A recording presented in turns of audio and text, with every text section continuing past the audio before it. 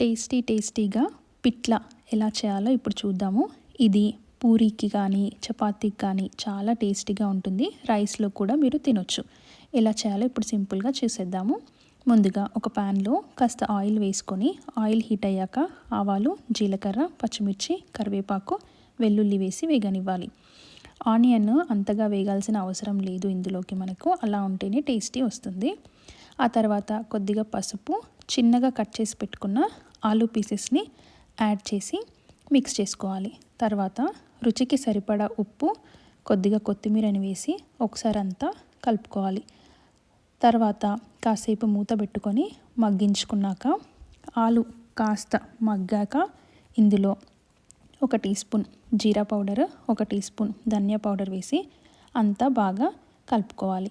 ఆ తర్వాత 1 గ్లాస్ వాటర్ని యాడ్ చేసుకొని వాటర్ బాయిల్ అయ్యే వరకు మూత పెట్టుకొని మరో 5 నిమిషాలు దీన్ని ఉడికించుకోవాలి. ఇది ఉడుకుతున్న టైంలో మనము 1 టీ స్పూన్ శనగపిండిని వేరే ఒక బౌల్లో వేసి కొద్దిగా వాటర్ యాడ్ చేసి లంప్స్ లేకుండా చూపిస్తున్న విధంగా మిక్స్ చేసుకోవాలి. ఇప్పుడు ఇది ఉడుకుతున్నప్పుడు కొద్దిగా మనము మిక్స్ చేసి పెట్టుకున్న శనగపిండిని యాడ్ చేస్తూ కలుపుకోవాలి. క్విక్గా కలిపేసుకోవాలి, లేదంటే గడ్డలాగా అయిపోతుంది.